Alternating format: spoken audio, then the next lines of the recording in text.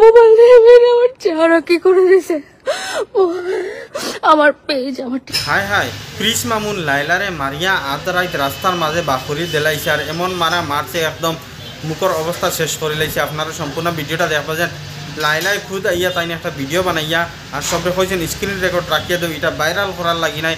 সম্পূর্ণ ভিডিও দেখিয়া এটা শেয়ার মারিয়া যাইবার যেন টানটানো ওইসে গিলা। আসলে আমি একটাও জিনিস কইতে পারি যেন মামুন যখন বারবার যাইতে গিয়া চাইন তাহলে তুমি তানে জোর জবস্তি রাখা একটার লগে, কারণ হে বেটা একসময় হে বুঝছে না, এখন কিমান হেও বুঝে দেন হে একটা ছোটো বাচ্চা আর তুমি হলে আমার সমান বেটি, তাও হইতে পারে। কিন্তু যাই হোক আমি অত বেশি কথা হয়েছে না, আমিও এখন কইম বিপদর টাইমও এটা কথা হওয়া ঠিক না, বিপদর টাইমেও যেন মানুষরে ঠিক রাস্তা সত্যি রাস্তাটা দেখাইয়া দেওয়াটা ঠিক। তো তাই তানোর নিজের মুখে কিতা হয়েছেন আপনারা সম্পূর্ণ ভিডিওটা দেখিয়া আর শেয়ার করিয়া দিয়া যাক তান্দানোর জেলা হয় ওলা উপকারও। ওর ফেসবুকে ঢুকতে মনে করো, মানা করলে কেউ ঢুকবো না। এই যে মামুন আজকে মেরে আমার চেহারা কি বানাই দিছে, আমার পেজ ডিলিট করে দিছে। আমি জানি আমার পেজ আমি ডিলিট করে দিছে ভাইয়ারা। এই দেখেন মদ খেয়ে আমার চেহারা আমি চিনতে পারতেছি না, রাস্তায় বসে আছি। মোবাইল দিয়ে মেরে আমাকে কি করছে আপনারা কেউ স্ক্রিন রেকর্ড করে ফেলেন, আমি রাস্তায় বসে আছি। এটা এটা মোবাইল দিয়ে মেরে আমার চেহারা কি করে দিছে, আমার পেজ আমার টিকটক আমার সবকিছু ডিলিট করে দিছে। মদ খেয়ে মাথা লয়ে আজকে এগুলো করছে। আপনারা কেউ স্ক্রিন রেকর্ড করেন, কারণ আমার পেজ নাই, আমি জানি আপনাদেরকে বলতে পারবো না।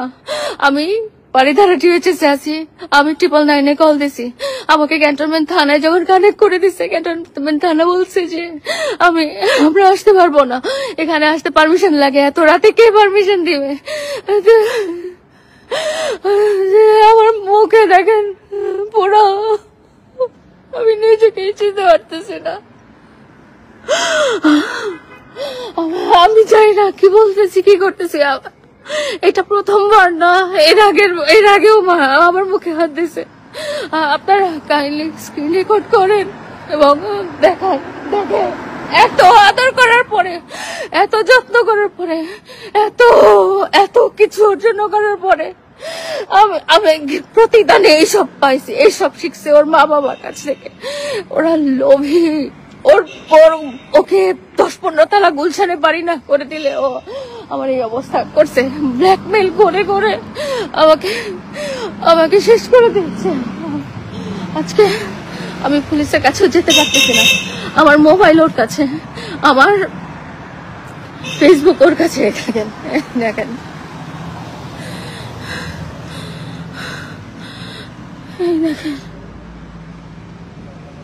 নাটক, সত্যি নাটক না, কোনোবারই নাটক ছিল না, কোনোবারই নাটক না।